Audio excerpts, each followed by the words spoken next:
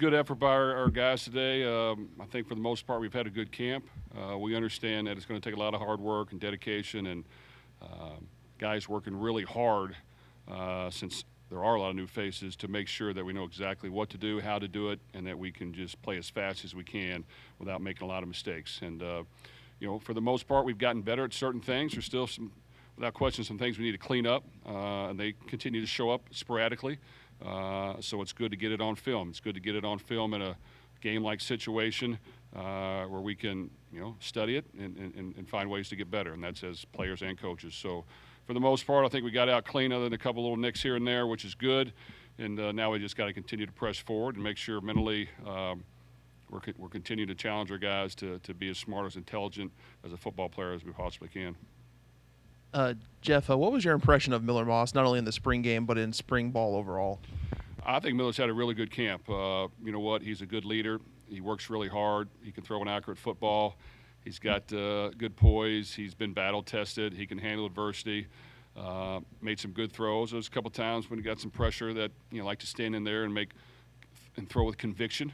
But that's all part of it. I think throwing with conviction as much as you can, stepping into the throw, throwing with power, throwing with pop. If you do have to occasionally throw off your back foot, you still got to snap the wrist and make sure that thing is spinning and getting on target.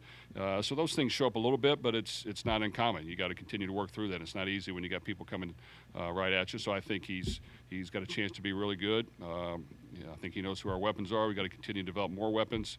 When we're not tackling to the ground, the running game's kind of not a waste of time to run out there, but you're not going to let those guys really do their thing. But having balance, being good running the football, play action, and efficient throwing the ball, especially when we have to, is going to be important to win games on offense.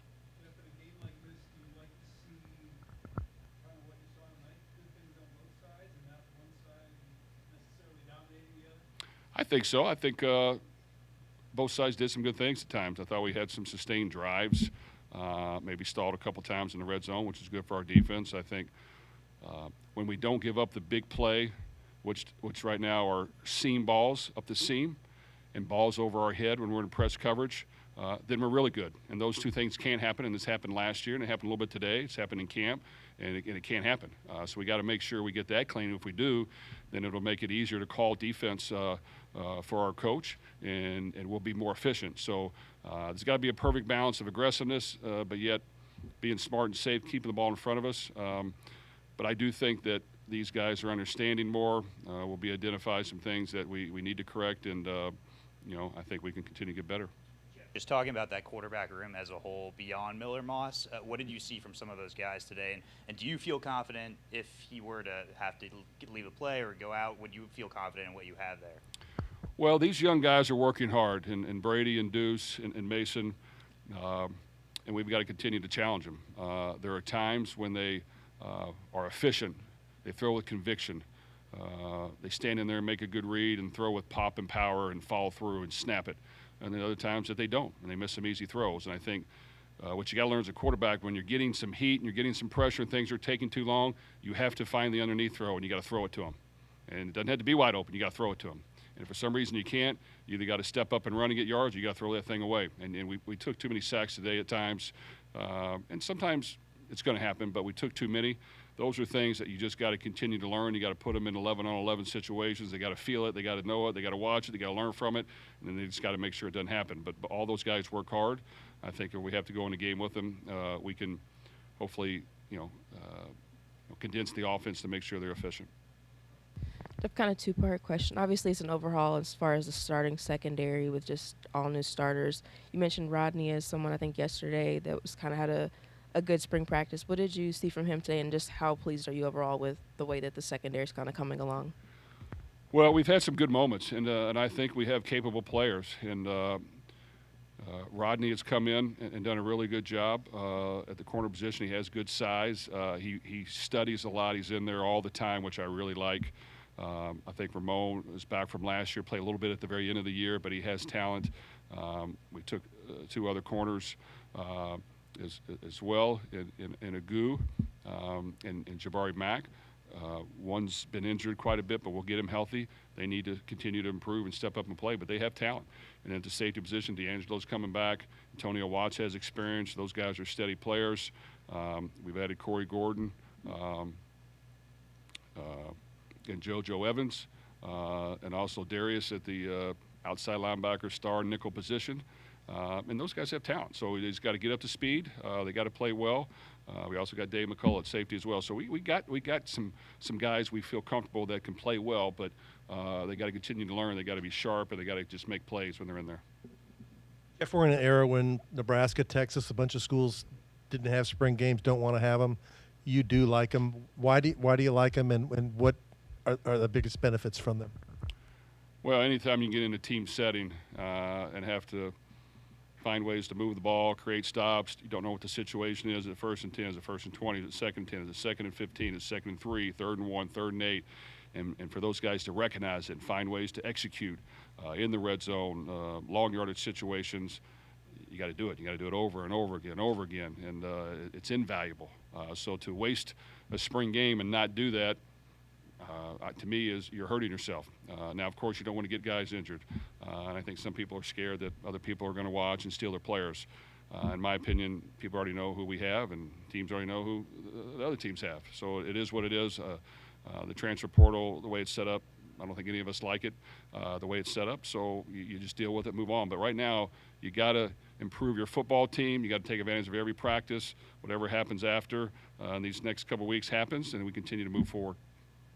Jeff, we know Chris Bell and Colin Lacey from last season, but who are you kind of looking in that wide receiver room that can kind of slot into that third spot, and who did you really like tonight?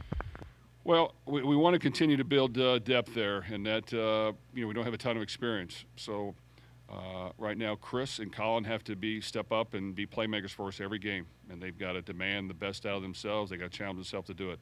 I think Antonio Meeks has played the most. He caught a touchdown for us in the bowl game. He's got to continue to be an asset to us and make sure that he finds ways to get open as well. TJ McWilliams is a transfer that's young, but he's shown promise. And then we've got a couple others behind them that are battling, but they just got to continue to push forward. I think at the tight end position, that's critical too. We don't have a ton of depth right now. We have injuries.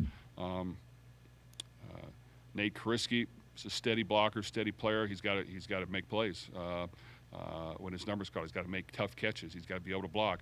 Jaleel Skinner can run and stretch the field. He's got to be able to block and understand what we're doing and make plays for us. And we got to continue to build depth there. So that, the depth is a concern, but we've got to work with our players to improve, and we got to just continue to find ways to get better at those positions. Jeff, you brought a lot of guys to help kind of bolster the defensive line. I also heard a couple guys that were younger kind of rising, like Micah Carter, Wu Spencer made some plays tonight. Your thoughts just generally how the defensive line looked this spring? Well, I like our defensive line overall. I think we have possibly 3 deep at a lot of positions. Now, some don't have much of experience, so that's a concern, but they have talent. Without question, Ashton Gelati, missing him, and Ramon, they were just experienced, steady players. Wesley has stepped in and been a solid addition. A.J. Green's got to continue to press forward and try to be a playmaker constantly. We brought in Chev Lubin, who can rush the passer, and he's got to step up and make plays. Micah Carter, for sure on the edge, has got to find ways to make plays. And then we have 2 young defensive ends that are young, but they got to grow up fast. But they've worked hard.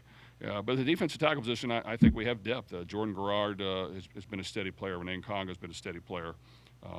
Wu Spencer is getting better, and then we've added a couple other personnel there that I think will help us. So just making sure we're strong as we can, and while we have depth, the first 4 need to be good, really good, and then the others need to press them for playing time.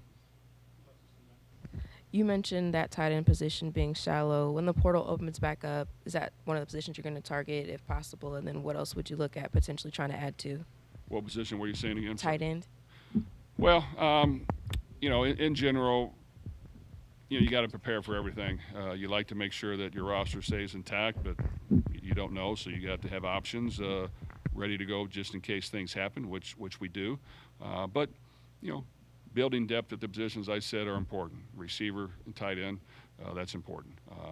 I think that's probably the most critical position right now. That there are young players, but we've got to get them ready to go fast. If another great one pops, without question, we wouldn't take it. But at the same time, we're not going to reach just to reach. Okay, thanks, fellas.